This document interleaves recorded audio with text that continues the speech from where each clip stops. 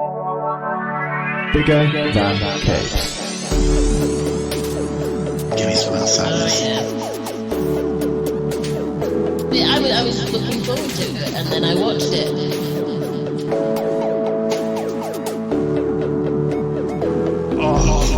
Oh, dry.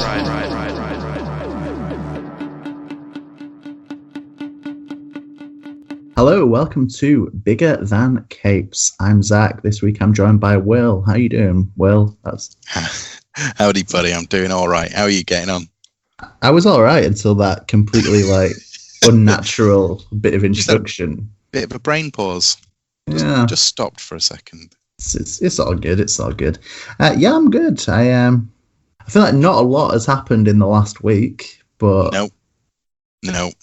Slowly, things are starting to get some normalcy, and I've done a few things that I couldn't have done a couple of weeks ago, but I'm not jumping back into like normal life yet. Yeah, I just feel like it can be taken away from us at any minute. Not to be entirely paranoid, but no, I'm stepping back in slowly and cautiously. It's been nice to see some friends though, and to hang out and go outside. Absolutely. So yeah, not a terrible week, but just quite a quiet week. Of course, it's been the hottest week ever, as I'm sure we've all. Oh man, it's been roasting. It's been a bit grayer today, but if the forecast is to be believed, we're in for a good weekend.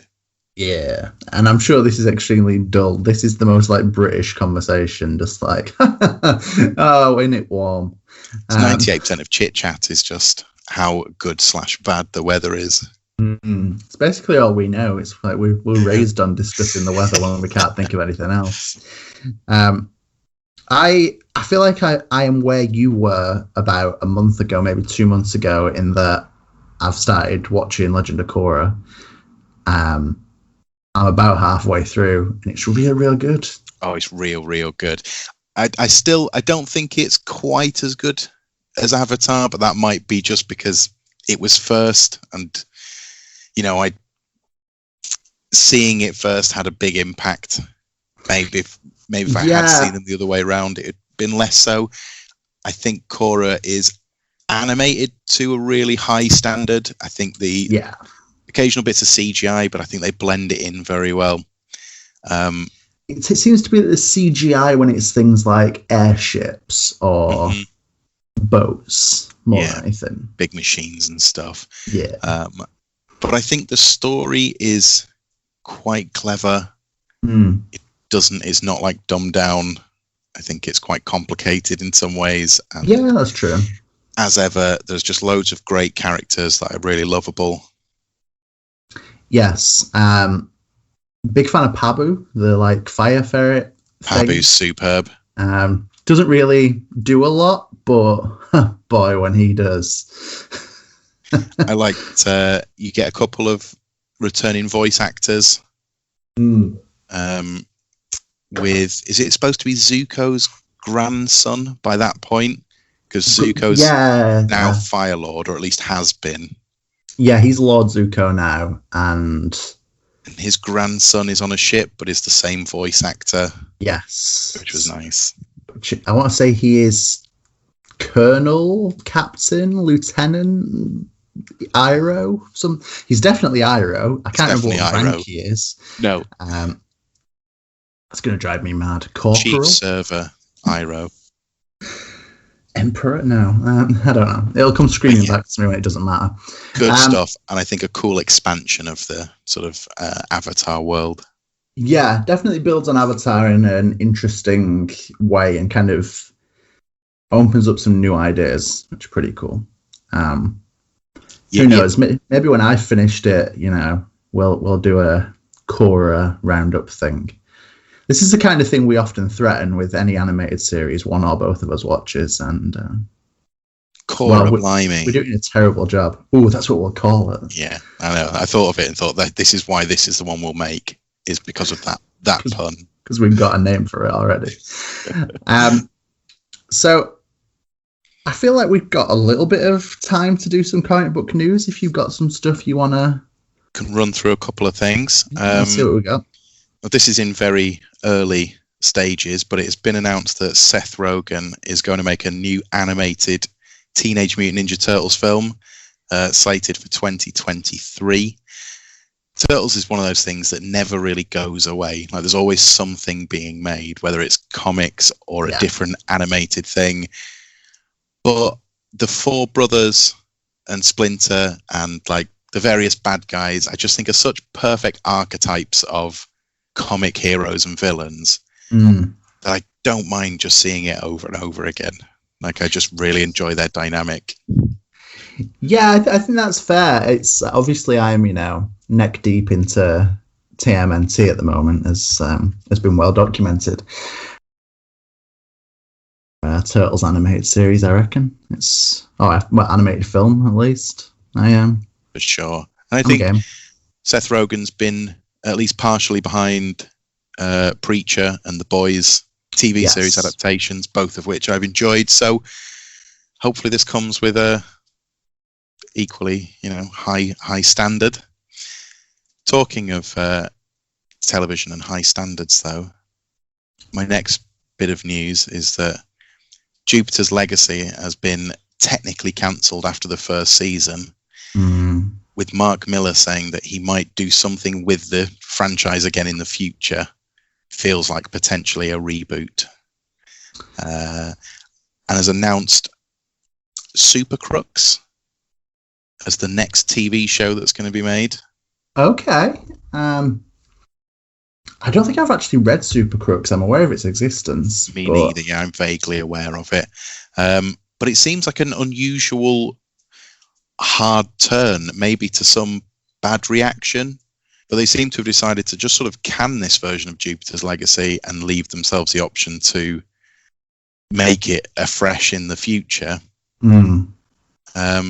On one hand, it's a sort of refreshingly candid approach to like comic stories, because this happens all the time and they try and cover it up with dumb storylines rather than just saying, you know what, everybody hated it, so we're just going to stop doing that and do something different.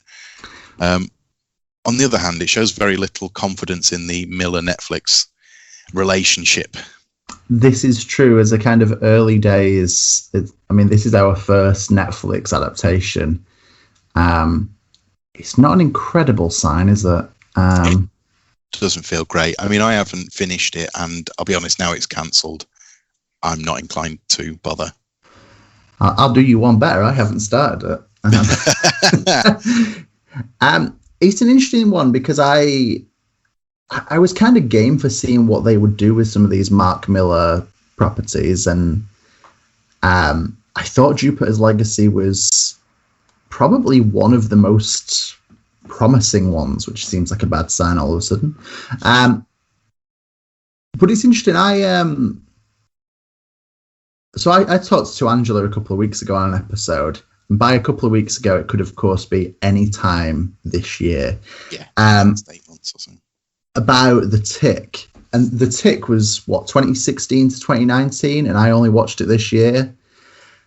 And I feel like one of the biggest problems we get with superhero shows is that there's so many of them that sometimes they come out not necessarily at the time when you need them, if that makes sense. So maybe the fact that Jupiter's Legacy came out like when the hype for Invincible was all consuming, like at least in the comic book fandom kind of world, I feel like people were super into Invincible and maybe it just wasn't the ideal time to launch something else. Yeah, I think there's a couple of things. It plays it too straight, I think, as where The Boys has a kind of quite vicious sideways look at superheroics. Yes, yeah, definitely.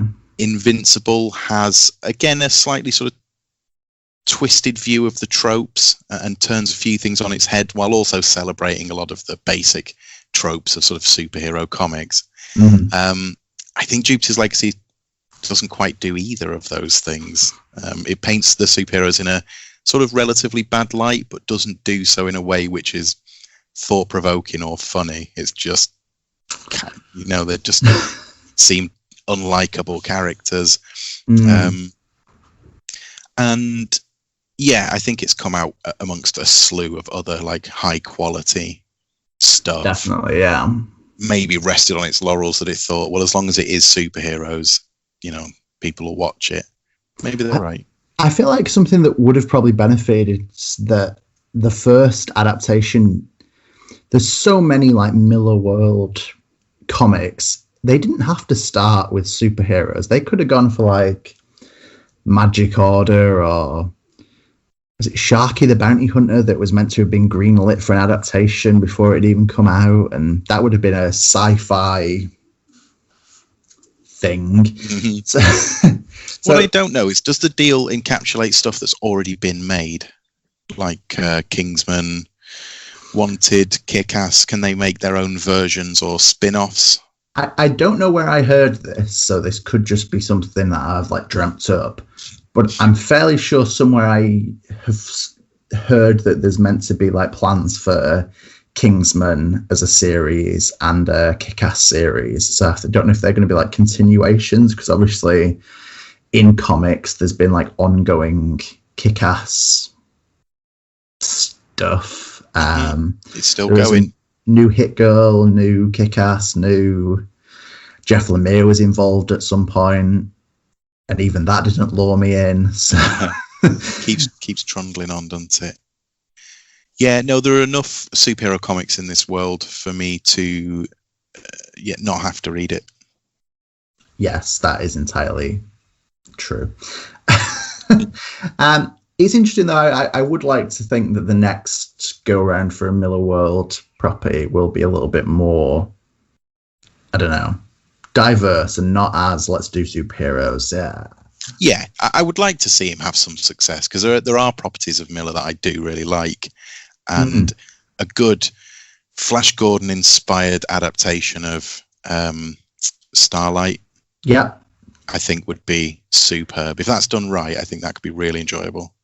We've talked about this before. We're meant to be getting that now, right? That was announced. I think I've heard said rumor, but I can't tell. I don't know if that was actually confirmed or if we started that rumor. And yeah, maybe. And we're now reporting on our own truth. Yeah, I think you tweeted it, I read it, and then we believed it to be true. Not beyond the realms, let's be honest. But so I hope they improve. I just thought it was an interesting way to announce the cancellation of the show. Sort of, not that often it's Netflix who cancel it. It seems to come from Miller. Don't know. Interesting though. See how that pans out. It's an interesting, approach to it. If Mark Miller's gone, I've had enough of this. I'm done. Call that a day. On a slightly more surreal kind of note, there's been an announcement, I want to say like recently, like the 3rd. So today, today for recording purposes, there's been an announcement from Image that Skybound Entertainment has partnered with Meat Publishing for the first ever Lego comic book deal. Yes, please. There's not a lot of information, which is kind of annoying because I need to know more. It could be a potential rights nightmare. So does that come with everything that Lego already currently have rights to build? Are we going to get Lego Star Wars comics? Are we going to get Lego Marvel comics? Are we going to get Lego Hobbit and Lord of the Rings comics? Or are they going to be, based on the movies or Ninjago? Or I know you don't have any of the details. I'm just going to keep asking questions. Just keep going, and I'll just Technic, where a Porsche and a bike are best friends. Oh, can we get Bionicles? Oh, yes, please. Do you remember the toys and accompanying TV series Crash Test Dummies? Yes. So there's nothing to do with what we're talking about. It just popped into my head, and I thought you might remember that. I remember it. I remember not really understanding, which I guess is probably the message, because one of them was like a baby, right, in like a push chair that would be violently launched out of the. I don't know what that was getting. The point is, they were all like living Crash Test Dummies, and the point of the toy is the cars would have like the toy cars would have crumple zones, and then when you ran them into stuff, their extremities would just pop off into the air. I just, in hindsight, it sounds worse than Toys it was are so time. weird. Yeah. To answer or try and answer your Lego questions, I feel like it is a licensing nightmare, and I feel like Image publishing Lego Batman comics seems like an unlikelihood, but I could see maybe Ninjago or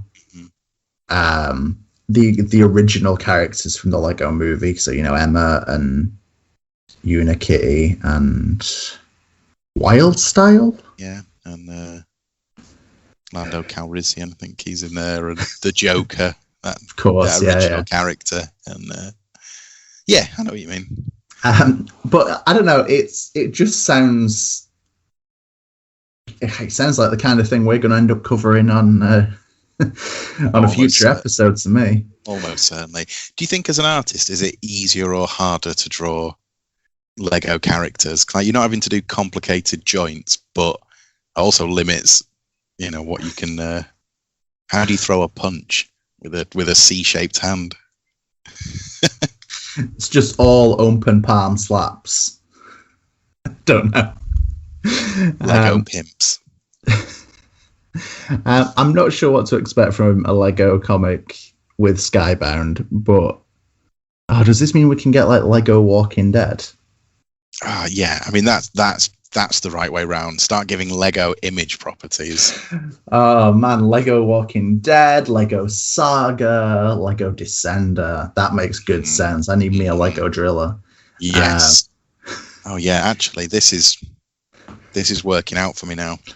This actually, I'm going to use this as a transition. You're going to have a great time. Did you hear the story that the White Stripes released Fell in Love with a Girl? And Sure. the music video is all Lego. Apparently, they approached Lego beforehand and wanted the single to come with a little box of Lego, and so that you could build your own little Lego Jack and Meg White. And Lego were like, absolutely not, no. And then the single was so successful that apparently they called the label up and like, yeah, okay, maybe we could do that. And Jack White's like, no, we're good. We've gone with Duplo. Oh god, just giant Duplo Meg Whites. But my connection here is for today we will be discussing Little Bird, which of course 2000 album Distill, track 3 White Stripes is Little Bird. That is a good connection. I'm not a White Stripes fan, so outside of the recognised hits, it's lost on me, I'm afraid. All I know is that every single White Stripes album had to have a song on it that was Little Something. So apparently that was like one of the numerous eccentricities of Jack White, is that everything had to have. Good. It's a shame it didn't, make his music better. Harsh, but yeah, that was a bit harsh. Sorry, Jack. Jack, if you're out there and we're listening, sorry. I have my suspicions he's not, though. But no, he's too wealthy. He's too rich for podcasts. So, pretty sure that's what that is. So, Little Bird. Oh, yeah, that's back on track. Just a little bit. Do you want to tackle the intro for this one, or do you want me to say some words? I'll go ahead. I look forward to it. Little Bird from Image Comics, written by Darcy Van Poelgeest, I'm hitting with, arted by Ian Bertram, colours by Matt Hollingworth, letters by Aditya Bidikar, and designs by Ben Didier. Nailed it.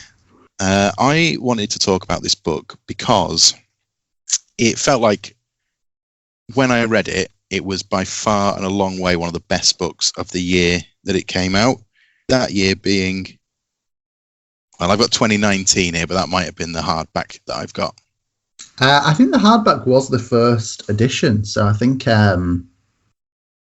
Singles are probably 2019, tail end of 2018. So yeah, I think you're right.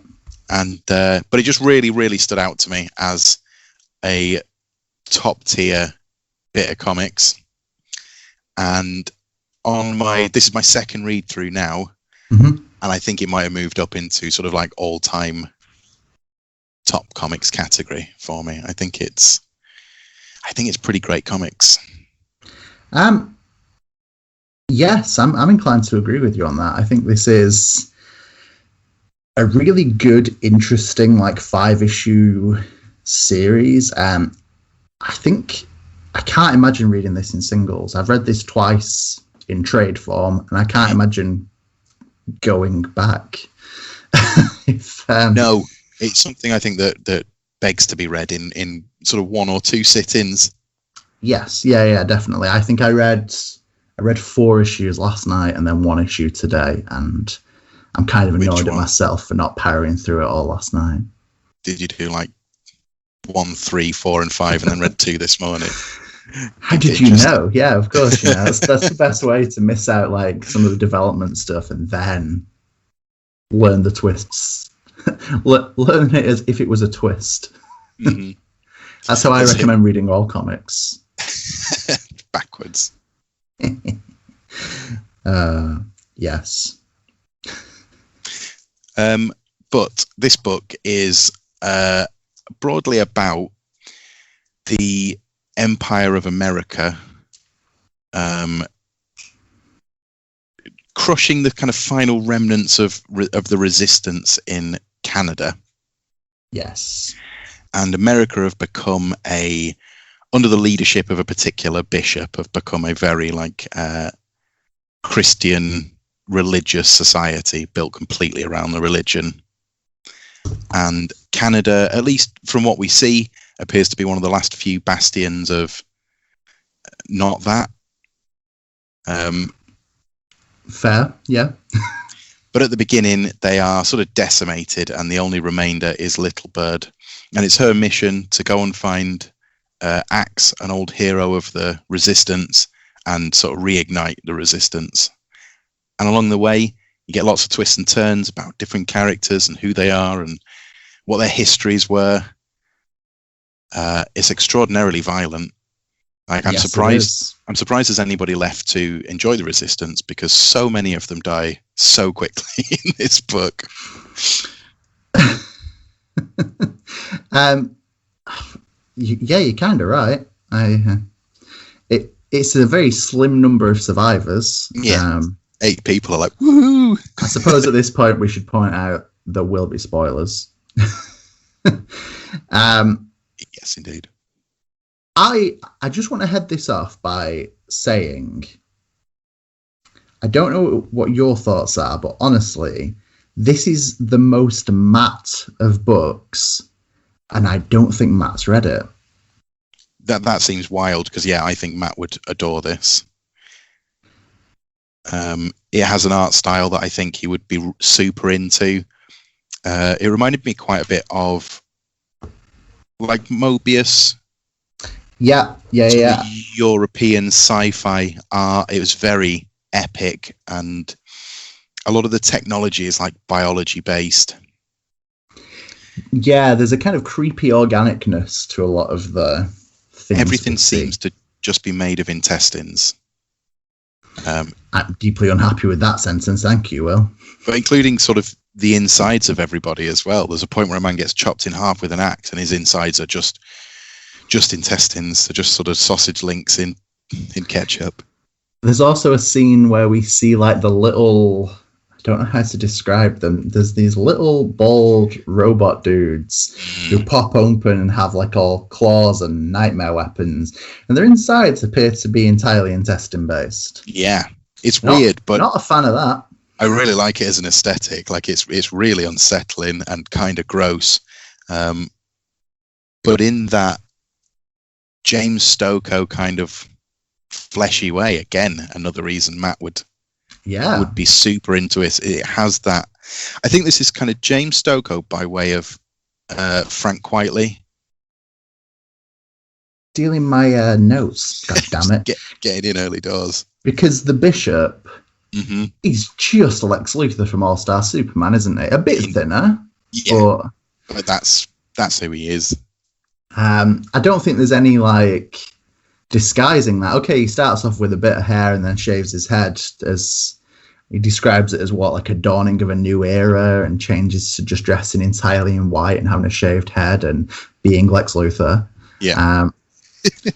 And yeah, it was Frank Whiteley and James Stokoe are the two kind of touchstones I had. So you ruined that. Thanks, Will. And but I added Mobius, so you added Mobius. Yeah, congrats. But there are almost no straight lines at all.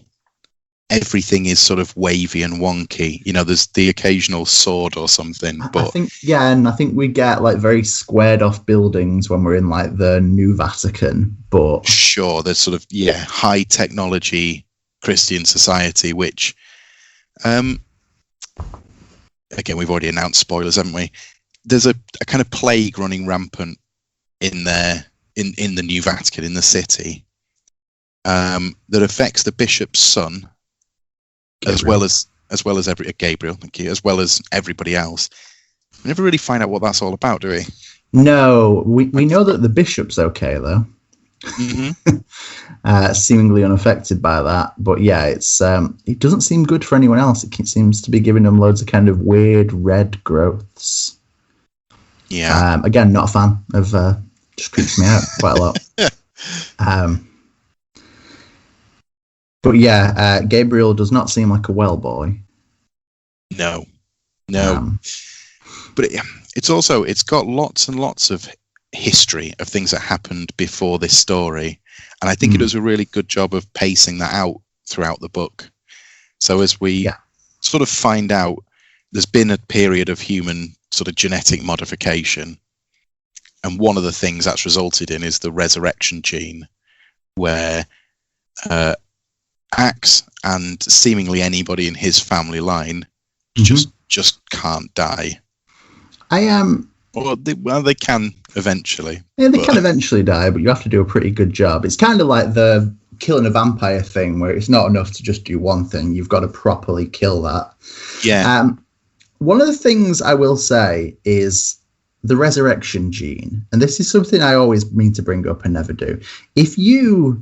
I think you can hang an entire narrative, an entire plot, if you can find the right words in the right order to have something like the resurrection gene. Yeah. It just sounds undisputedly cool that it's then like, hey, whatever you want to do, whatever that means, run with it. I'm in. Yeah. There are a couple of things like that. I think a few things that are just have iconic. I don't know, Arkham Asylum. Yeah. Just has a kind of ring to it that it immediately makes it feel more real than it deserves just by having a lovely sounding name. And the resurrection gene. It just sounds good. Falls straight into that. But even there's a scavenger ship and a sort of set of scavenger characters we meet later on.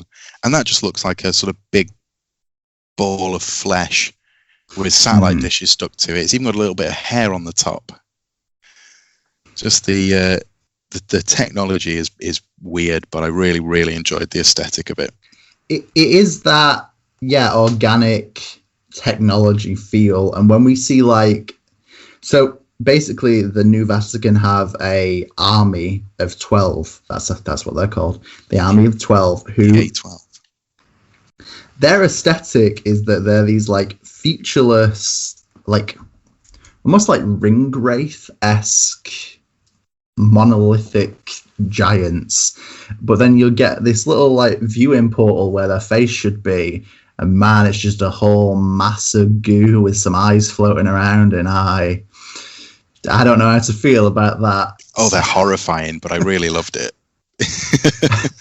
and I kind of feel like that's horrifying but cool is the aesthetic we've got here. When they're played out as clearly the villain, I think I feel better about them being gross. It makes me feel fine when somebody chops them in half with an axe. Yes. Speaking of chopping people in half with axes, Axe is good, isn't he? Canadian Santa. I wonder, is that what Santa's like in Canada? Angry, like immortal, angry, and just battle axe wielding. I couldn't help but think, though, at times, if you start working out now and don't stop, I think by the time you're like 70, you could probably look like Axe. Maybe. If you start right now. Mm-hmm. It'd be a lot of work. It would, but isn't that ultimately what you were always aiming for? Being a kind of giant man with a huge axe? Yeah. I mean, that's more or less my dream. I want to die with my axe in hand. I'm so distracted by Axe now. But I think whilst Axe's character design of giant man in a Canadian flag t-shirt with a giant axe is like perfectly balanced as a design, I don't think there's a bad character design in this. There's like, from like Gabriel's like Phantom of the Opera style mask. Mm-hmm. I mean, okay, not full Phantom. It's like a entire face mask rather than the half mask, but sort of covering his disease. Her mother, Tantu. Yeah, in full like war regalia. Looks super cool with painted face. And Little Bird, who, you know, has this like floor length fur coat and giant hair and the mask goggles that kind of make her look like a bird, and little beak, and her hair's made of feathers. And at least until later on in the book, when she has her hair chopped off, she's almost always shedding feathers. Yes, that's true. I actually felt like closer to the end when she has her hair cut, she actually looks kind of, the style she ends up with is kind of similar to those bird people from the X-Men. What are they called? Shi'ar? People. Oh, right, yeah. She ends up with a kind of Shi'ar-esque, like triangular hair. Yeah, for a little bit. Doesn't last. I can see that. Yeah. Another thing I realized is I didn't realize that I didn't realize until the last issue that when we see her like a simplified version of her running around, it's basically just like a triangle running on its point because of the giant coat. Like, you know, the video game Journey where you kind of just float around the desert? It's that exact like same movement style, which I'm into. It looks cool. I think that's just good character design. Like, you can reduce her to a triangle and hair. Yeah, basic shapes. I'm like, yeah, I know who that is. I'm fine with that. I think it is good character design, especially as well, like the idea that there's something about it being like a, I don't know, young teenage girl, or maybe not even teenage girl, who just spends the entire book stabbing things covered in blood, who's then kind of an adorable, like, you know, bird person running around in a giant fur coat. It's a really awkward balance to walk, but it kind of works. Yeah, I think it works. I think you get to know these characters in a pretty short space of time. I think the script is really good, and I think that there's quite a few bits of sort of inner monologue, I think, of Little Bird either talking to herself, or it looks like it's written in like a notepad of some sort. Yeah, which we then see at the end is her like biography, I guess. Autobiography, journal. Didn't sort of make that connection, but you're absolutely right. Like, I saw her writing at the end and just, you know, assumed just doing some doodles. Just went into being a novelist at the end. Yeah. Swerve. It's just page after page of badly drawn knobs. I did think, speaking of script and like narration, I thought there was some really good like repetition of ideas, and I can't remember the full thing, but the "I am the land" like monologue we get a couple of times. I'm the dream. I am the land. I am. Yeah, I am the trees. I am the. We're very close to going into that Biffy Clyro song here, and I'm trying to not. Yeah, and free the axe, save the people, free the North, save the world, save the cheerleader, save the world. Pretty sure that was the full version, which I really like. I think if you can find things that are that strong to repeat and kind of send a very specific message about who Little Bird is and what her family kind of represent and what they're fighting for. I think that's the thing. Whilst this is a fight between, a heavily Christian version of the United States versus Canada, it kind of is barely about that. I don't think it matters that it's Canada and the US. It could be, England and Wales or... I agree. I think that the countries are arbitrary. I think the fact that it's kind of built on religion is sort of arbitrary as well. I think it just needs a reason for one country to, in a modern era, decide to become an empire. Yeah. And it needs a near enough country that would be able to stand up against it a bit. And you think, well, that, sort of suits America and Canada. They call it the Tri-Nations. I wonder if that includes Mexico as well, but they never... Yeah, I was really curious if that's like Mexico or is it like Italy and they've roped in the original Vatican, or I couldn't figure it out. But I know, that's probably the point, that there's so much speculation. But I agree. I think it's not really about the religion or the countries involved. And I think it's more kind of about the exploration of like unchecked power running wild and the dictatorship kind of exploration. And absolutely, I really love the aesthetic of how the cities are designed and how particularly is it just called Northgard? Yeah, that's is it Alberta, which is the Alberta desert, because Alberta is in Calgary in Canada, good knowledge. If my knowledge of Canada stands. I don't really understand how I know places, and I know that there's like not quite states, but like regions. You get like Calgary and Quebec and Manitoba. That's a good one. I like saying Manitoba. That's a nice word. But equally, if it was a space opera,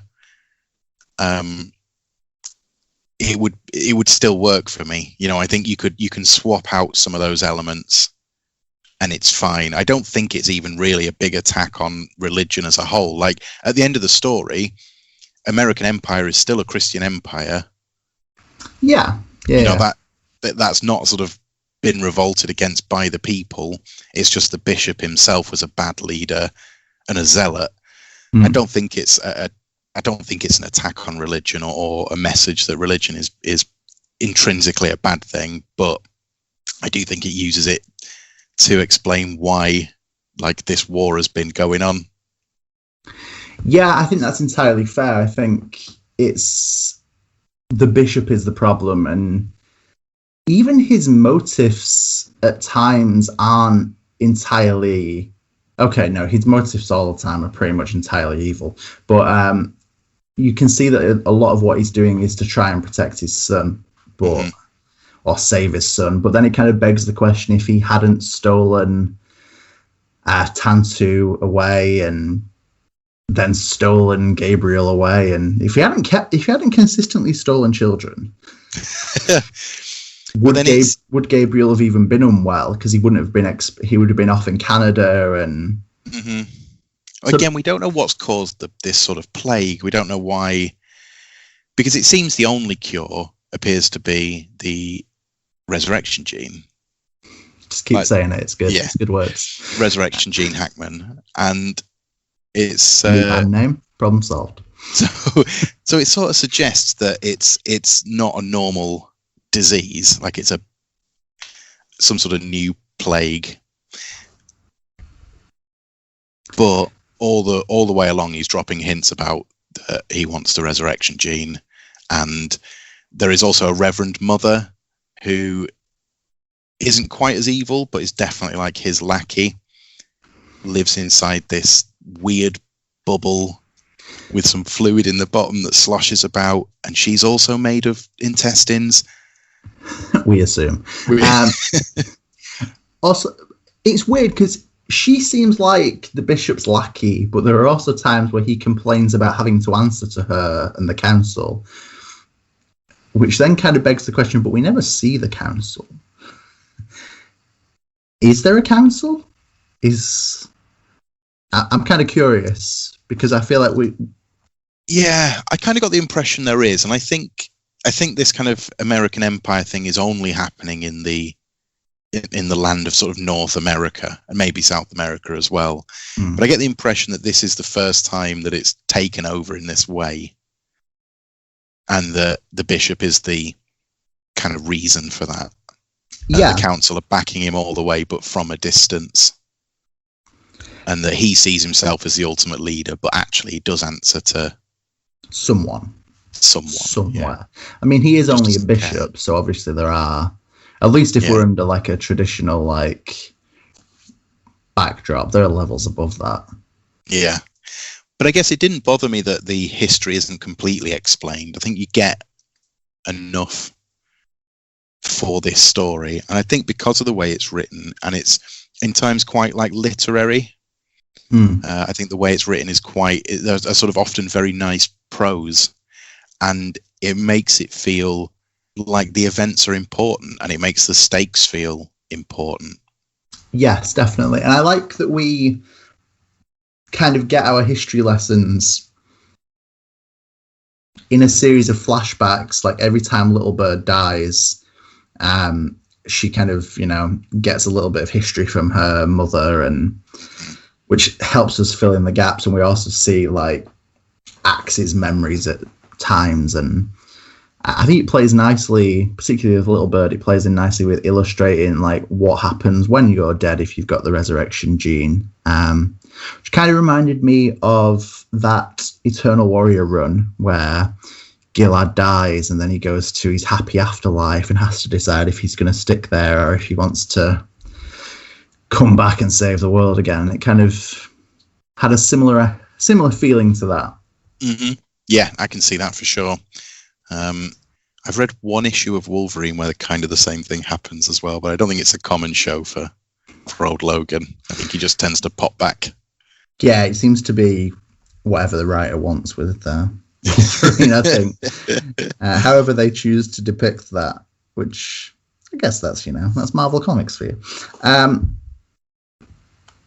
Man, there's a lot of good stuff about this. I agree with what you're saying, though. I think the kind of unexplored history and just telling us what is like important to the story is a really nice way of approaching it, and does give it that kind of, as you mentioned, like space operas before, it gives us that kind of Star Wars feeling where maybe there's a lot of unanswered questions. And obviously, prequels and Rogue One and all these things have filled in all the background now for Star Wars, but it's kind of nice to be told, like, hey, there's this huge, rich universe that you're in now, and you're not going to know everything about it, and that's just life. We don't know everything about the world we really live in. No, and this is called Book One, and it leaves off in such a way that suggests there will be more. Yes. And I've not heard anything. It's only been, we're only, 2 years away from its kind of original release. And if they're going to drop another 5 issues, I don't mind if they decide to do it all at once. I'll buy another hardback of this. So I tried to make notes on this, but couldn't find what I read last year. There was meant to be a sequel coming out last year, and I've definitely written the wrong word down here because I've written Precocious Metal, and I'm pretty sure it's meant to be called Precious Metal. I hope it's Precocious Metal. But I stand by Precocious Metal, which was meant to be last year and was delayed due to the pandemic, as all things were. And I think it's meant to be back on schedule to come out this year, so soon, hopefully. Great. I think I've read a lot of really high quality comics over the last couple of years, but this just seems to fit that bill of like an old timer. I think it is so unique. I mean, not necessarily in plot, as you've said, it's Empire and Rebellion, so there's plenty of Star Wars in there. Yeah. Other elements of sort of fantasy and space opera and all that business and religion and resurrection and, but it looks incredibly individual. It's such a compelling story and set of characters. It's really, really well paced. I think that's true. Over the course of 5 issues, it really fills you in, and it never before I reread it, I was thinking back over the bits that I remembered, the bits that stood out, and I just couldn't remember any dead weight, any bit that isn't either interesting or important or exciting. Yeah, I think that's true. I think even things that feel kind of borderline unimportant to the overall story, I think are like really good. So we get the is it the Northern Guard Penitentiary where Axe is, and we get glimpses of one of the like security guards who's like I think he's just named as T75, who's just this guy who's got like robot arms attachments for opening the doors and stuff like that, who manages to have like a whole story arc in like 10 pages where he's talking to the computer and he's like, 20 years and this is my last shift, I can't wait to wrap this up. And then, obviously the little bird comes stomping in and frees a giant man with an axe. And yeah, he obviously, dies horribly. And he's just like, with my last day as well. He's got a real kind of classic, like, I'm too old for this shit kind of vibe to it. And I feel like, yeah, him getting a full story arc in like, I don't know, 10 pages or less really works and kind of explains that there are like little people just trying to live their lives amongst this huge, not even religious, just amongst this war that's going on, which is also, it gives us a chance for like Matt Hollingworth to go in a completely different direction with his colouring, because he manages to do the whole like colour design and colour palette for the prison is like kind of neon pastel. That's a contradiction, but like I mean, making the All-Star Superman connection. Yes, the colouring at this bit reminds me a lot of that. And when is it Professor Quantum? Is that what that guy's called? Leo Quintum. Leo Quintum. I think he's whatever. But it reminded me of that, like that sort of colouring and that, I guess, design of, I don't know how to describe it, almost like gonzo technology. Everything seems overly designed to have too many sort of moving parts and tubes and stuff. Yeah, definitely. And we get a little glimpse of when Little Bird gets the axe, we get a glimpse of all these other random, weird, organic looking weapons. I can't find the page now. Yeah, of all these other weird, creepy looking weapons. And I really wish we got a little bit of insight into some of that. It's exactly what they did. I feel like if this was like a Brandon Graham book, he would have exploded out that and had loads of lines explaining what everything was with words that ultimately mean nothing. Just with QR codes you can scan to entire web pages of info. One thing I got from our boy T75, I don't know if you pick this up. I only got it from two particular bits of text, but I think he's a Canadian who sided with America. Yes, yeah, I think you could be right. I get it in two bits. His first line is, "Have a good one, eh?"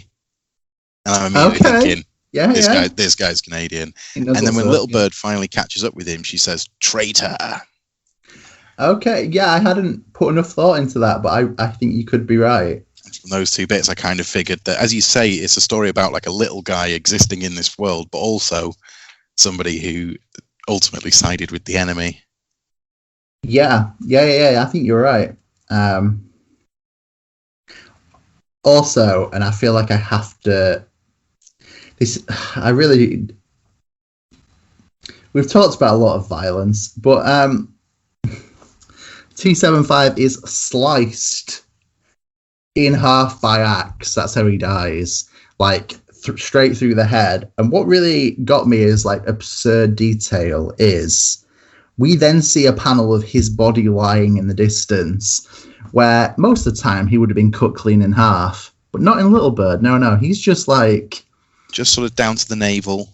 Yeah, no, it's the fact that it's like super violent, but Axe doesn't go too far. No. Have you in just a little bit? Have you ever read any Headlopper? I've read the first volume, but not continued. I definitely should.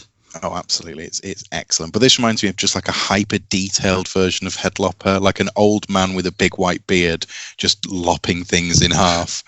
And you're not wrong. I got a vibe, but this is like hyper detailed version of what is otherwise a quite cartoony fantasy. There's definitely some truth to that, yeah. I think I could easily see the like axe crossing over into Headlopper for a little bit. Mm-hmm. And I think you've already mentioned it, but it's worth mentioning more than once that the colouring from Matt Hollingworth it makes some images. It absolutely makes some parts of it. Mm. And the shading in which is done. I mean, like I say, there's very few straight edges in this book. Everything's very round. Yeah. You get a lot of images of like cloudscapes and things, and they feel so like dense. You know, they feel like they occupy space, and I think that comes down a lot to just how it's been shaded and coloured. I agree. I think the colouring adds a lot to the artwork. Don't get me wrong, I think Ian Bertram kills it throughout, but the overall depth of it all, I think, is largely in the colouring. I also had a moment in this where I think I'm becoming Angela, where I was at one point read a speech bubble and thought, wait a minute, is this Aditya Bidikar? And it is. It is. Who we've covered a few times with Graffiti's Wall, and okay, I'm not going to remember all the books, but he's lettered quite a few books we've discussed this year or reviewed for the site or whatever. He's a real good letterer, I think. Yeah, I've got to admit, I've not caught up to Angela's level of like recognition of letterers. But yeah, I think it's been a long time discussed, really. But I think letterers and colourists deserve more credit. Yeah, don't get a lot of shout out for what they do, and even in Big Two, you know, I think inkers get often a bit of a short shrift. Yeah, that's true. Happens less in sort of Indian creator round, I think, because the artists tend to ink their own work, but. Still, you know, like I think an inker can make quite a big difference to the end product. Yeah, you're definitely right. What I liked about this as well is in the back matter, kind of everybody gets a couple of pages to talk about their process. They like focus on, I think it's 5 pages from the last issue or 10, I don't know. It's pages from the last issue. And so Darcy, Ian, Matt, Aditya, Ben all get a little bit to cover what they've done, and I think it's interesting to see a breakdown from everyone. I think quite a lot we get, you know, examples from the script or character design work, but it's nice to get 2 pages of Aditya Bidikar talking about lettering, and it's nice detail as back matter goes. I like back matter when it's good. Yeah, I kind of just enjoy, like, I feel like it's just a matter of value. Yeah, having those few more pages, but it did point out some things. Like there's a good bit about the repetition of, like eyes, the images of people staring straight through the panel, and there's different characters throughout. But I think Aditya Bidikar talks about where he wanted the kind of panels to the bubbles to end up within the panels and kind of get the same repetition every time, so that when the art was repeated, the speech bubbles were kind of repeated in the same way, which is a nice detail. That when you start to get that kind of synergy between different creators, I think that's what really makes a great book, is just when everybody's pulling in the same direction to a particular focus. I mean, have you had to look at the variant covers at the back? Yes, one of which is James Harron, right, who's the Ultra Mega artist at the moment. Yeah, and you can see it as well. Very also fleshy. Ultra Mega writer. Just the Ultra Mega Man, if you... Let's not call him the Ultra Mega Man, that's insane. But the Tradmore version as well, I think, is just... Yeah, is real nice. That's just good pictures right there. But yeah, variant covers are good. I just think as a creative team, because the A covers as well that we get as like chapter breaks are really high quality as well. Yeah. And man, it's just a good book. I also like so Ben Didier, who did all the little like I don't know why I've said all the little, because they're not that little icons that break up the chapters. So you got like the feather and the axe and Oki the owl, and then plants and fire, obviously, because fire is one of the themes here. You know, the consuming nature of fire. Thank you. We also see a version of the logo he did in the kind of back matter pages that can only be described as death metal-esque. Oh yeah, it's got that like black metal style, very pointy writing. Don't get me wrong, I'm not against it, and I can totally see that it could have worked, but the final logo is a little bit more like, I don't know, elegant and like streamlined, I guess. Yeah. I can kind of get where he was going with the whole roots. Oh yeah, definitely. I can see the idea, but let me ask you a question. The person at the very end of the book. Yes. The first time through, I thought was Little Bird. Yes. But I actually think it might be her mother.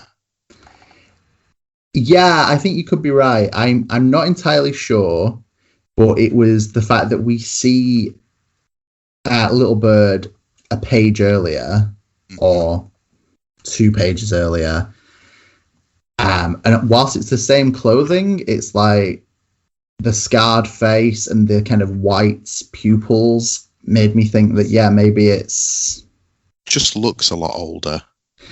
And the fact that she says, like, the child has arrived makes me think, is this, like... But she does have the mask. Yeah, so I'm not sure. No. Or is this a flashback to before everything? Or is it the future? Because they said also within the, like, death realm, you can also see what's to come. So maybe it is Little Bird, but of the future.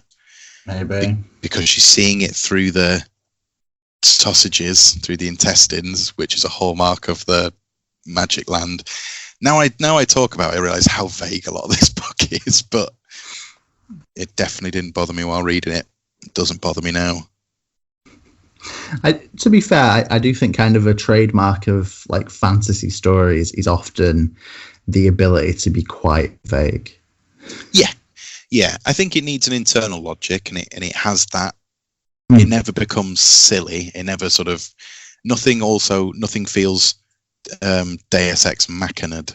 Everything feels like earned. You know, all of the scavenger team are basically introduced just so that the captain can have a short redemption arc.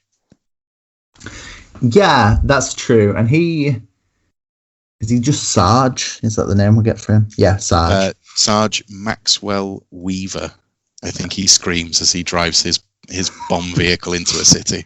Yeah, he hard to say that and him not sound like a bad guy. Well, it's a bad city. So true, it's a bad city. Sarge's arc, he has some great moments when he hits like the I don't know, Davenport. I can't remember what rank he is, but he hits the guy he's kind of captured. So he captures Axe on behalf of the New Vatican, and then after he's been paid off, basically immediately turns on the New Vatican in a kind of classic bounty hunter kind of swerve. And I kind of like that. Yeah, his redemption arc is then a very like remember I did this for the Resistance. Yeah, he made it right in the end. He's a reverend, anyway, Reverend Davenport. Reverend Davenport, which seems obvious when you say it out loud, Will. I'm not sure if I've got much more to add to that isn't sort of... I know we spoiled bits of it, but there are other bits that we've... concealed nicely. Not got into. Maybe good to leave it like that, but... Yeah, it really stood out to me. Although we've named all of the influences that it's probably had and clearly reminded us of, it still just sits out as so memorable and individual for me. Yeah, I completely agree. And I think for anyone who hasn't read this, I definitely recommend checking it out. The first issue is free through Image's website, as so many first issues are. And it's a long first issue. It's like 50 pages at least. I think so, yeah. It's a good old chunk. I mean, if you've got the resources and can find it, it's a really nice hardback. Yeah, I know there's a paperback version of it as well, but I'm real glad I got the hardback. And I actually specifically bought this from OK Comics in Leeds because you get a kind of nice print with it, which I don't know what I've done with that print, but it's definitely somewhere in my home. But yeah, Little Bird is definitely something I think more people should check out. It's got just a lot to unpack, and whilst we've talked about it, and as Will has said, spoiled quite a lot of it, I think there's still a lot to learn that we haven't touched on. We could talk about this book for a long, long time. Oh, absolutely. There's a lot to learn, but you'll get so much out of the art and how it plays out. Yeah. That, yeah, you might know a bit of the plot now, but it doesn't matter. And it's just such a good creative team. I think that's... Well, Darcy Van Poelgeest, I think he has nailed it. And I think there are a lot of people who have come from other creative backgrounds and haven't understood what comics are and like how they read and what the flow is and what the sort of expectations of your audience are. Yeah, and he talks in like the back matter about, learning on the job, and it really doesn't come across that way. It comes across as just a really well realized world and premise. I think this might again be part of that idea that the team are just working together so well, and the other names are people who are, well-versed comics people. Yeah, that's true. Maybe not necessarily in writing positions, but I'm sure they can sort of say, yeah, nobody's going to like that. No, nobody's going to read that. That's true, yeah, Cut as many people in half as you want, but that's too far. No, I agree, and I think just a really good book. And whilst it is about a, massive kind of religious war, I think that's almost beside the point, and there's a lot more about like identity and heritage and big words like that. Freedom.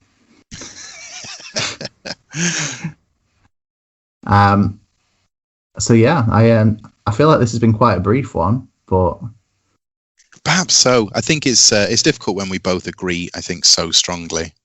It's essentially one of us offering opinion and the other one saying yes, I think I agreed.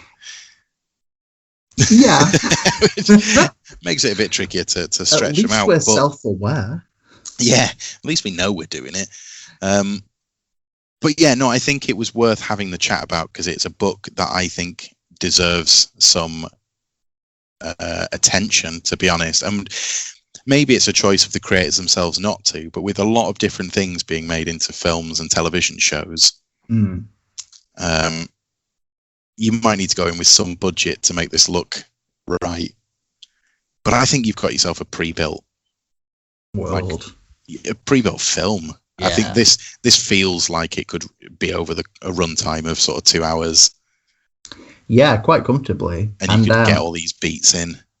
I think what interests me the most is whilst allegedly we are getting a sequel this year, or I don't know, at some point, I feel like this works perfectly well as a standalone volume, and yeah, I don't necessarily need more, but I'm going to be checking it out if we get more. I think it's the difference between a dissatisfying cliffhanger where the person writing it knows they're making more, so he's just purposefully leaving you without information. Yeah.